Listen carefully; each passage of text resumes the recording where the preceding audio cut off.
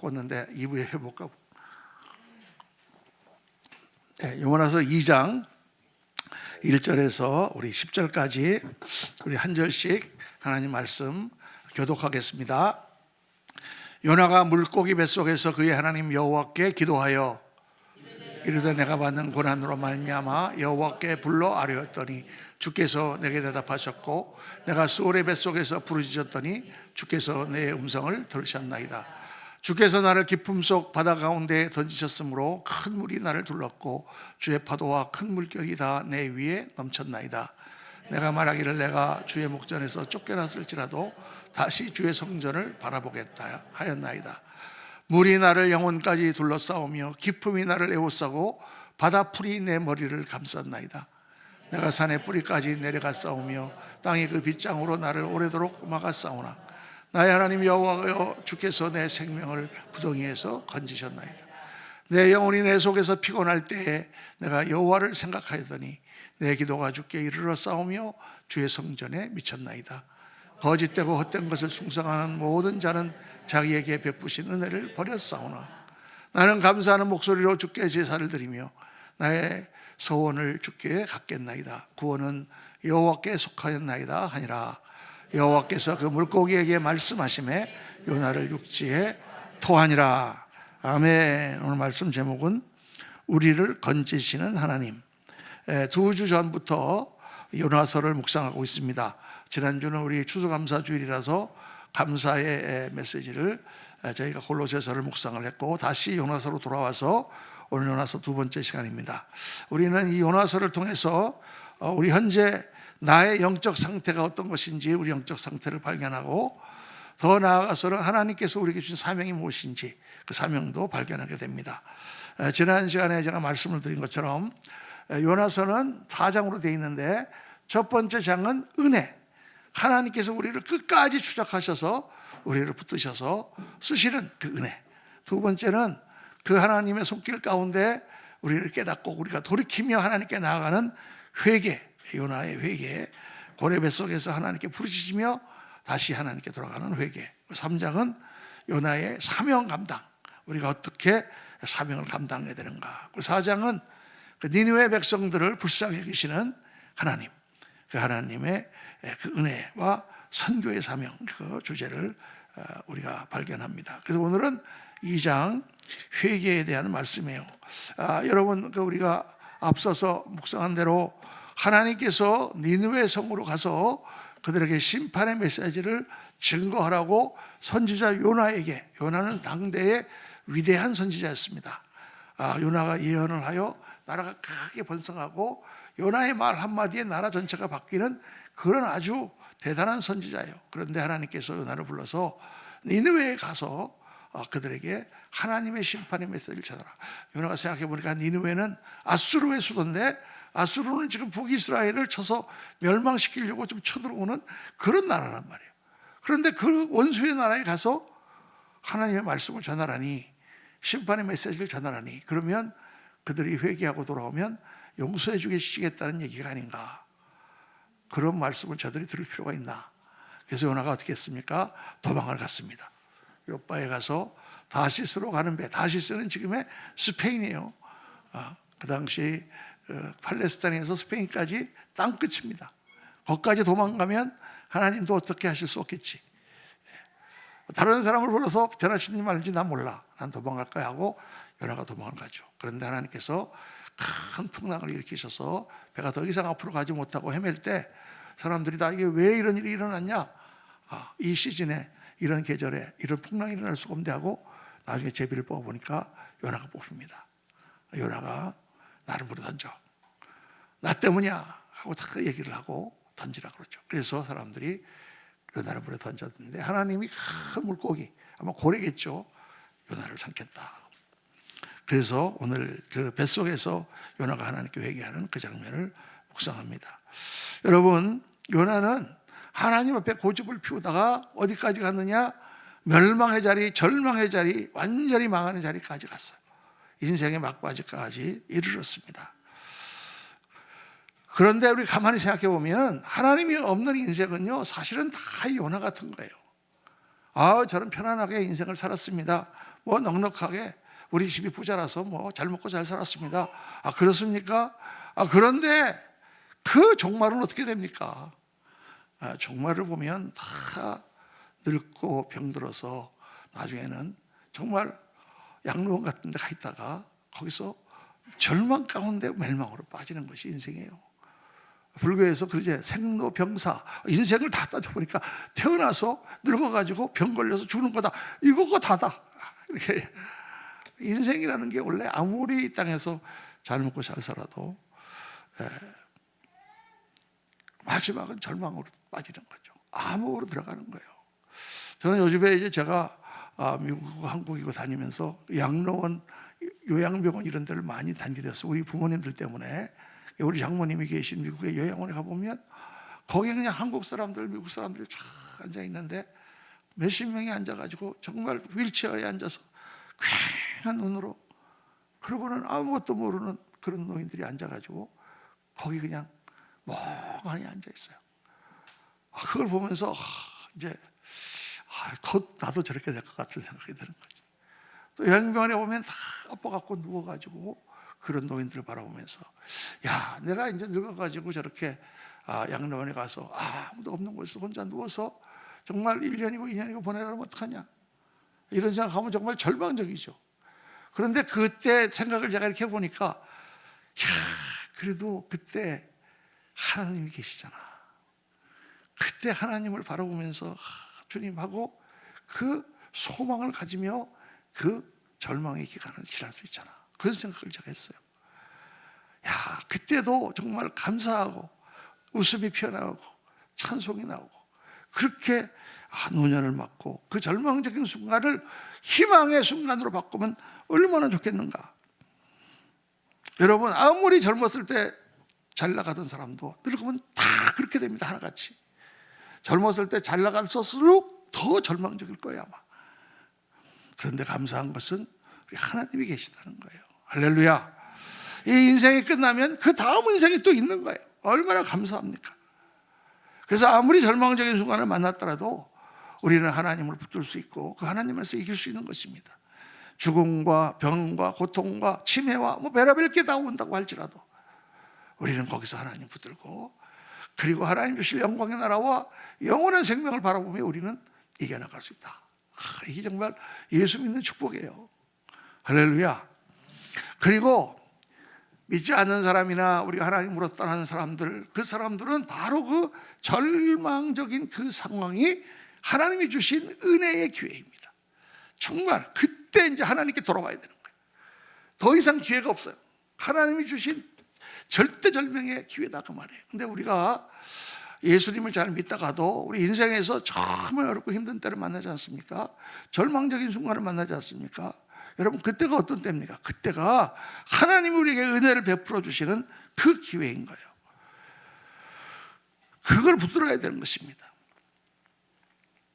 저도 이제 그 신앙생활을 시작하면서 뭐 예수님 믿고 기쁨도 있지만 어려움도 많이 겪고 막 그러다가 정말 교회를 개척하면서 한 번도 내가 경험해 보지 못한 그런 고난, 나만 아니라 우리 집사람, 우리 아이들까지 정말 그런 상황에 빠졌어요. 아무리 둘러봐도 도움이 올 때는 전혀 없고, 상같이 놀러오는 이 문제들을 어떻게 해결할 수 없는, 그리고 아무리 생각을 해도요 길이 없어, 길이. 성경에 보면은 시편에 그런 말씀이 나오잖아요. 하나님인들 이 광야에서 식탁을 예비하랴. 하나님인들 이 광야에 아무것도 없는데 거기에서 하나님이 우리에게 음식을 주실 수 있겠느냐? 그렇게 백성들이 한탄했는데 하나님은 어떻게 하셨어요? 만나를 그들에게 내려주셨어요. 40년 동안.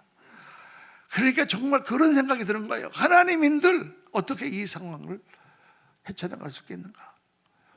그걸 어떻게 합니까? 그래서 그냥 새벽 기도 끝나면 그때부터 계속 점심때까지 와서 하나님께 기도하는 거죠.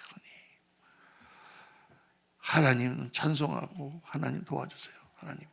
정말 믿음이 생기질 않아요. 이만큼도 생기질 않아요. 그런데 신기하게 한 4시간, 5시간 기도하고 나면은 탁 구름이 올라오듯이 믿음이 생기면서 하나님이 하시면은 못하시겠느냐? 하나님이 하시면 못하시겠느냐? 그런 믿음이 솟아오는 거예요.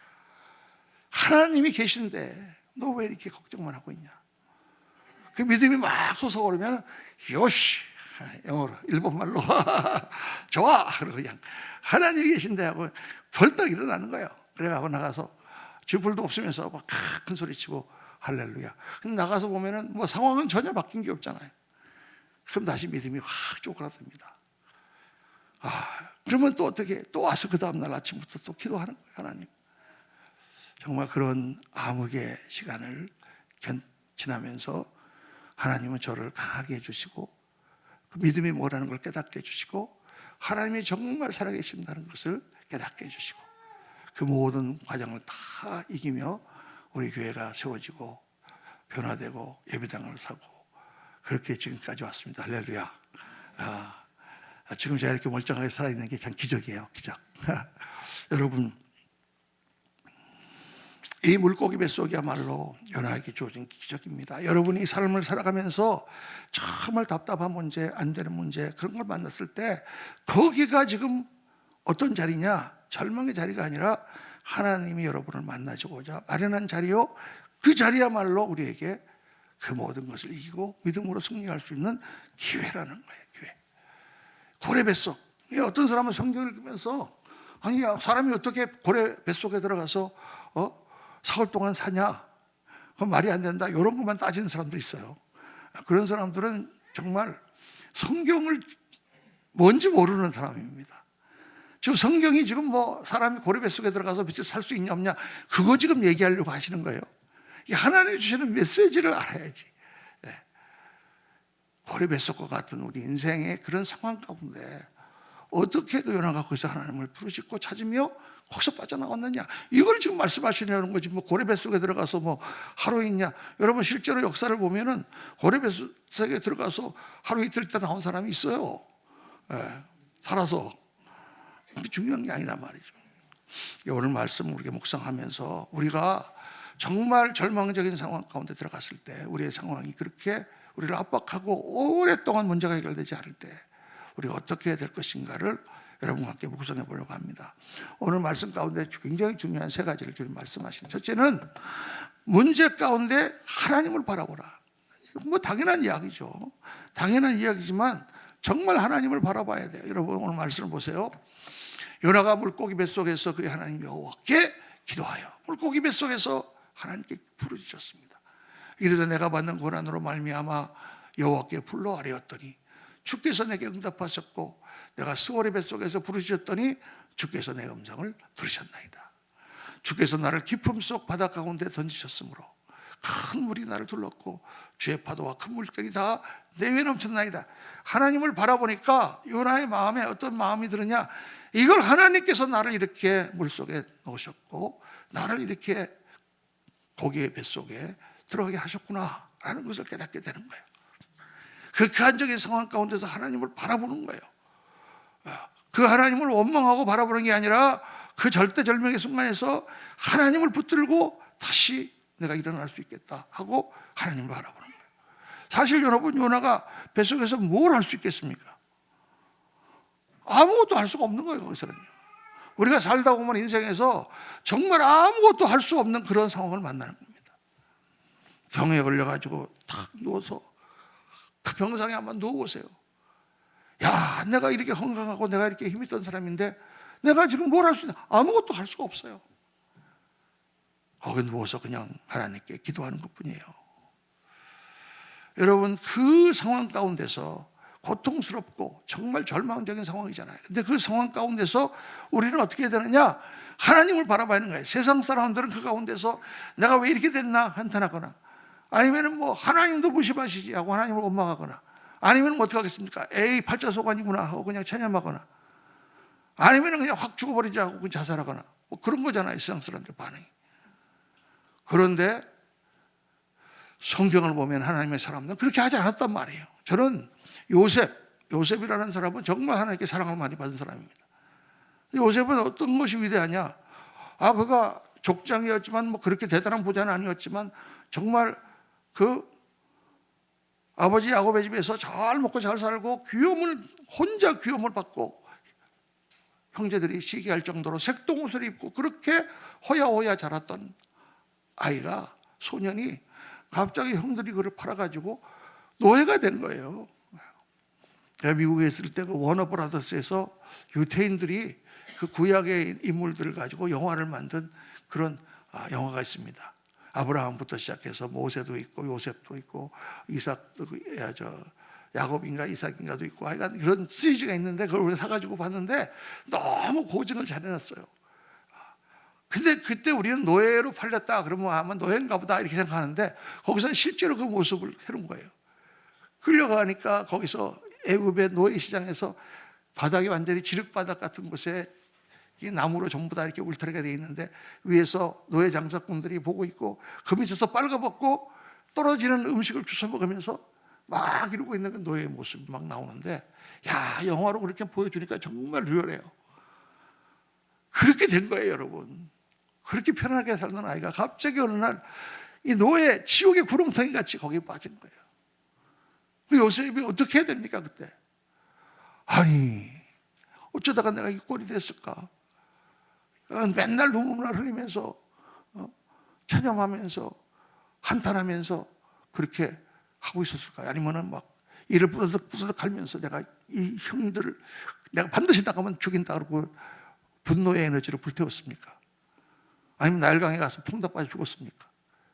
이 성경을 보니까 그 어린 소년, 17살짜리 소년 요셉은 하나님을 바라봤단 말이에요. 하나님을 바라본 거예요. 하나님을 바라보니까 하나님이 그 길을 형통하게 하셨더라. 성경에 그렇게 나와 있습니다. 창세기 32장에. 야, 참 놀라운 거죠. 야, 이 대단한 이 소년이 대단하구나. 그때 하나님을 바라본다는 게 이게 대단한 거예요, 여러분. 그러니까 우리가 인생에서 고통이나 문제나 여러 가지 어려움만 만나면 우리는 금방 그것 때문에 마음이 사가지고 그것 때문에 우리는 절망하고 막 왜 내가 예수 잘 믿는데 이러나 이렇게만 생각하지만 여러분 고통이라는 것 자체가 우리 인생에서 늘 우리와 함께 있는 거예요. 인생은 고통 가운데 사는 거예요.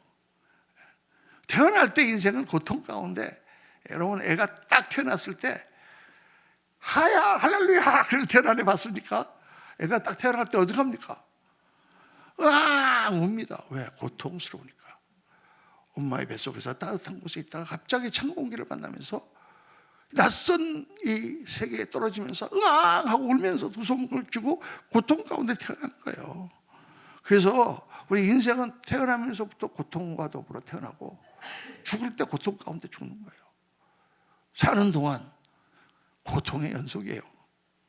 목사님 즐거움도 있는데요. 제가 어느 날 책을 보니까 책에 즐거움도 고통의 한 부분이다 그러더라고. 무슨 소리가 하고 읽어보니까 우리가 자극을 받기 때문에 즐겁다는 거예요.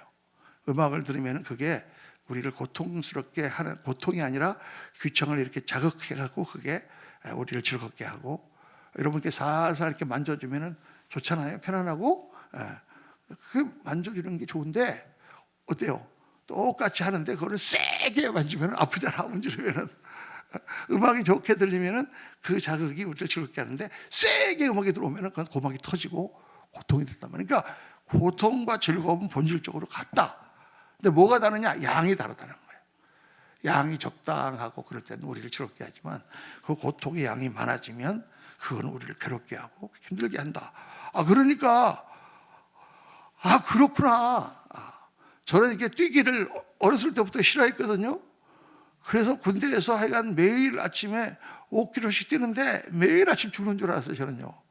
매일 아침 5km 뛸 때마다 이것만요 없어지면 군대 생활 하겠는데. 그런데 마라톤 선수들은 42km를 뛴단 말이에요. 저 사람들은 뭔가. 근데 뛰고 나서 즐겁다 그러는 거예요. 어떻게 즐거울 수가 있어요? 심장이 터질 것 같고 호흡이. 그런데 그거를 목표를 가지고 그걸 달성하면 다 그게 좋다는 거야. 행복하다는 거예요.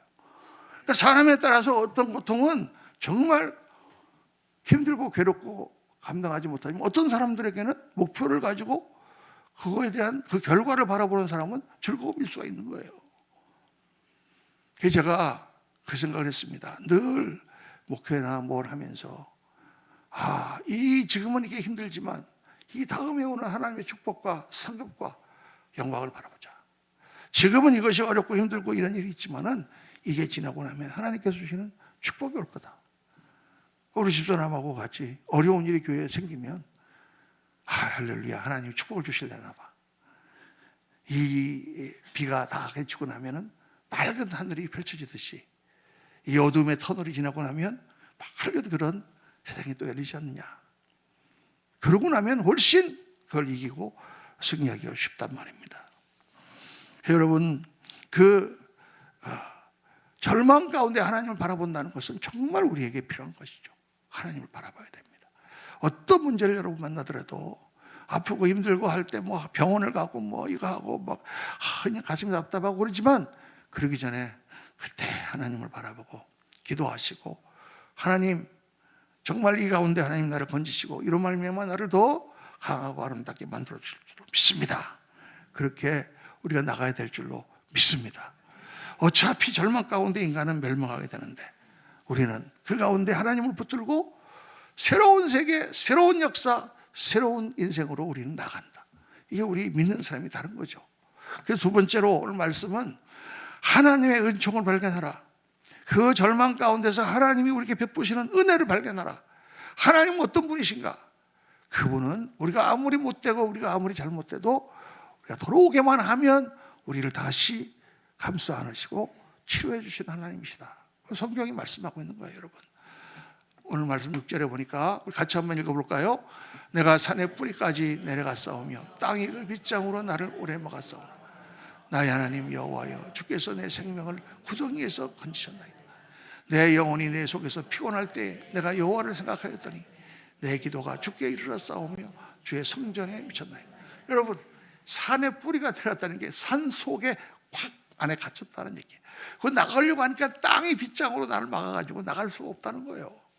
무덤도 산속 깊이 들어가 있는 무덤이에요. 그런데 하나님께서 내 생명을 구덩이에서 건졌습니다. 내가 내 영혼이 피곤할 때 주께 주님을 생각했더니 내 기도가 주님께 이르고 주의 성전에 미쳤나이다. 우리가 오늘 아침 제가 특별히 나와서 하나님께 기도하는데 예배가 너무 좋은 거예요.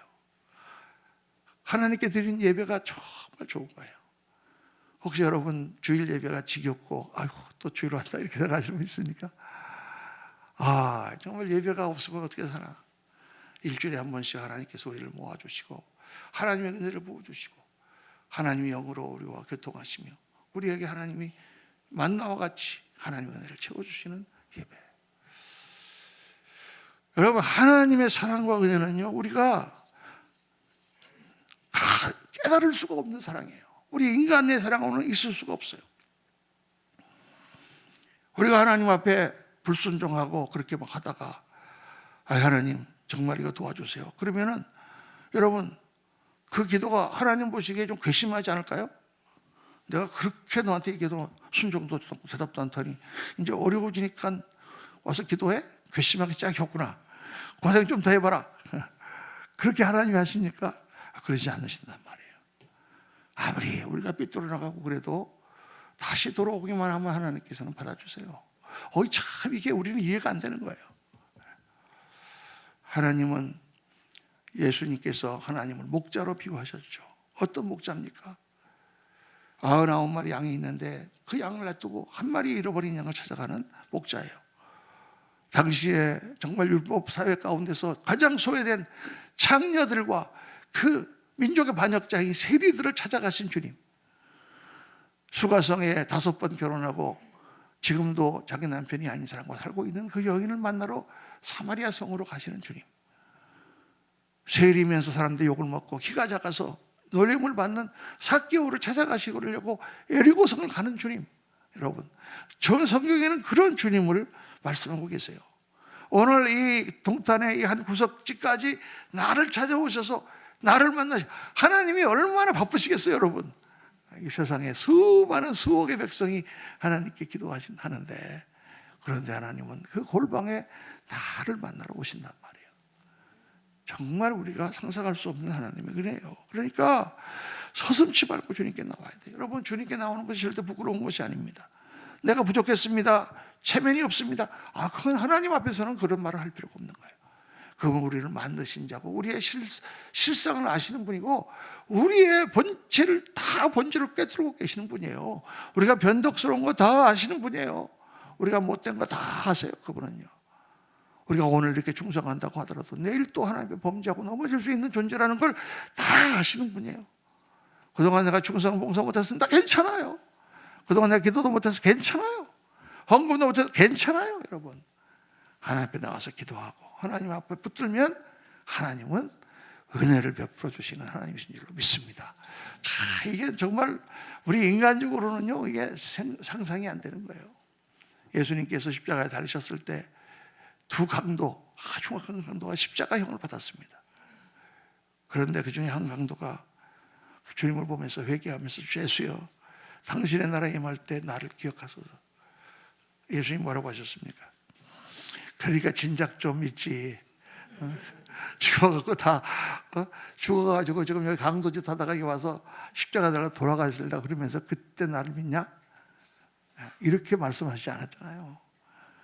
주여 나를 기억하소서. 그러니까 내가 진실로 내게 이르노니 오늘 내가 나와 함께 낙원에 있으리라. 야, 여러분, 그렇게 예수님 안 믿고 예수님 핍박하고 하던 사람도 마지막 죽어가는 순간에 예수님을 부르면 예수님이 그를 붙들어 주세요. 저는 이렇게 목회하면서 그런 분을 많이 봤잖아요. 한 번도 교회에 나온 적이 없고 한 번도 예수님이 부른 적이 없고, 그런데 마지막에 죽어가는 순간에 목사님이 가서 기도해 주면서 우리 선생님 돌아가실 때 예수님을 붙드세요. 예수님은 생명입니다. 예수님은 우리를 구원하시는 분입니다. 예수님은 당신의 죄를 용서해 주십니다. 그러면 다 누워가지고 고개를 까딱하면서 눈물을 흘리시는 분도 계세요. 죽어가는 마당에. 그러면 뭐 그렇게 구원해 주면 뭐 우리 여기서 뭐 열심히 교회 섬기고 막 그런 사람은 다 뭐 헛고개? 이렇게 생각하지 마세요, 여러분. 여기서 열심히 주님을 섬기고 하신 분들은 하늘나라에 가면 상이 크다 그랬어요. 그 상이 어떤 상인지 아세요? 말로 할 수 없는 영광이라 그랬어요. 여러분, 이 땅에서 받는 영광이 어떤 겁니까? 여러분이 뭐 장관이 되면 영광스럽겠습니까?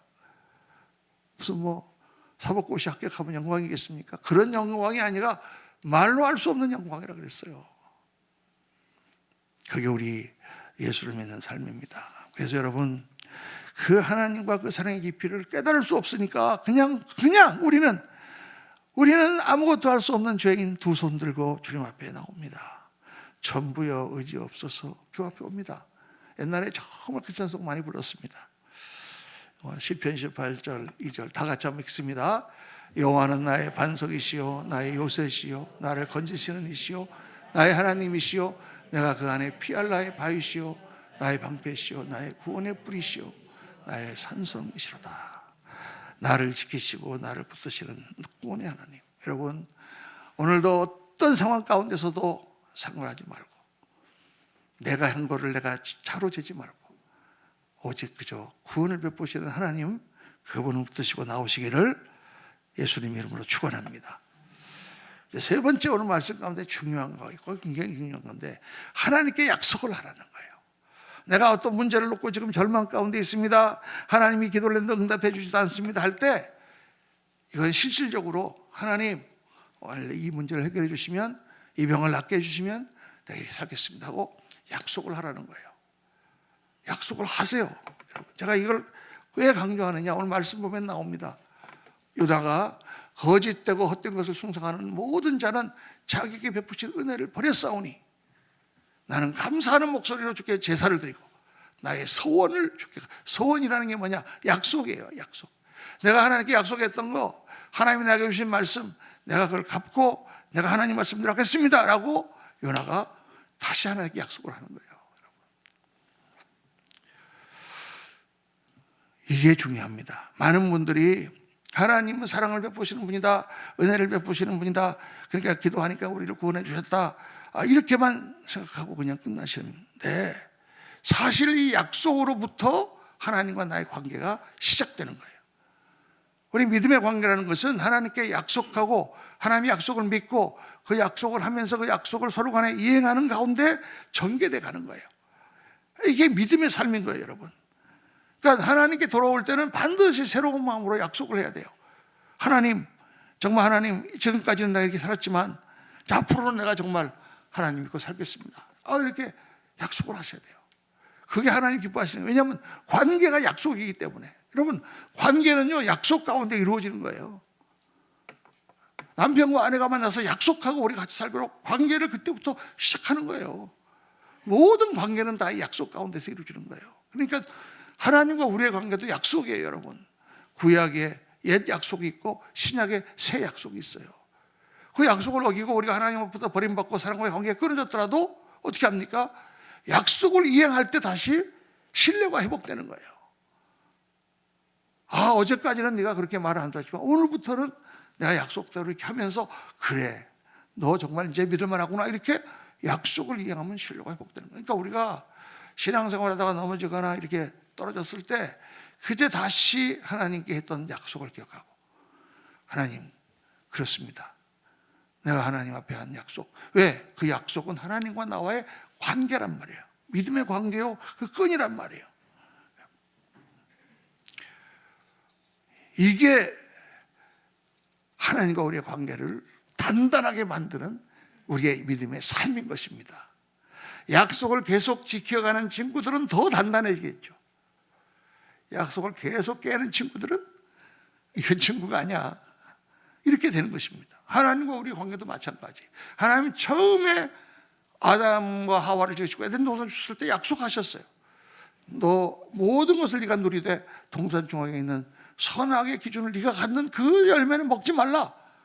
약속을 깨면 네가 죽으리라.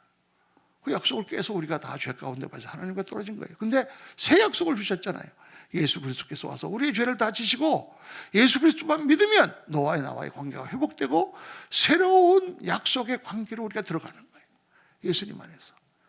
이해가 되시면 아멘. 이 하나님과의 약속을 지키는 게 신앙생활이라는 것을 너무 많은 사람들이 생각을 안 하는 거예요. 그냥 예수님 믿기만 했으니까 그냥 뭐 난 천국 가니까. 그런데 왜 일이 안 되지? 왜 이렇게 힘들지? 하나님은 다 우리 한 사람 한 사람하고 다 특별한 약속을 맺으세요. 너는 이런 거를 기대하고 그 약속 가운데 우리가 있는 거예요. 그래서 여러분, 인생은 그 자체가 약속이다. 모든 사람과의 관계도 약속에 성립됐어요. 그러니까 하나님과의 약속만 중요한 게 아니라 사람과의 약속도 중요해요. 그래야만 그 약속이 계속해서 우리가 관계가 더 단단해진다. 하나님과 우리의 관계가 약속을 자꾸 이행하면 할수록 되느냐? 점점 더 단단해지고 그 관계는 점점 더 밀접해지고 어떻게 돼요? 그 축복이 임하는 것입니다. 그래서 신앙생활을 하면서 어려울 때, 기도할 때 하나님, 새 약속을 하세요. 결단을 하세요. 하나님, 앞으로 이렇게 하겠습니다. 그리고 힘써 그 약속을 지켜나갈 때 하나님의 은혜와 축복이 다시 우리 가운데 임하고 하나님의 그 역사가 우리 가운데 나타나게 되는 줄로 믿습니다. 사랑하는 성도님, 오늘 말씀을 잘 묵상하시고 여러분의 삶 속에 그럴 수가 없는데 왜 이렇게 꼬이고 잘 안 되고 어려운가? 왜 내가 이렇게 힘든가? 그러면 한번 깊이 기도하시면서 내가 하나님과 약속을 잘 지키고 있는가 한번 확인해 보시기 바랍니다. 내가 돌이키고 고치면 다시 하나님은 금방 우리에게 길을 열어주시고 축복을 주세요. 오늘 연화를 통해서 하나님께서 말씀하십니다. 고래 뱃속은 아니더라도 그런 과정 가운데 우리가 문제 가운데 어려움 가운데 고통 가운데 있습니까? 하나님을 바라보라. 하나님의 은총을 깊이 묵상하고 그리고 하나님, 내가 이렇게 하나님 앞에 살겠습니다 하고 새 약속으로 나오면 하나님의 놀라우신 은혜를 체험하고 또 모든 것이 회복되며 하나님의 축복 가운데 우리의 모든 길들이 열리게 될 줄로 믿습니다. 우리 이 시간 같이 한번 기도하시면서 하나님, 오늘 말씀은 바로 나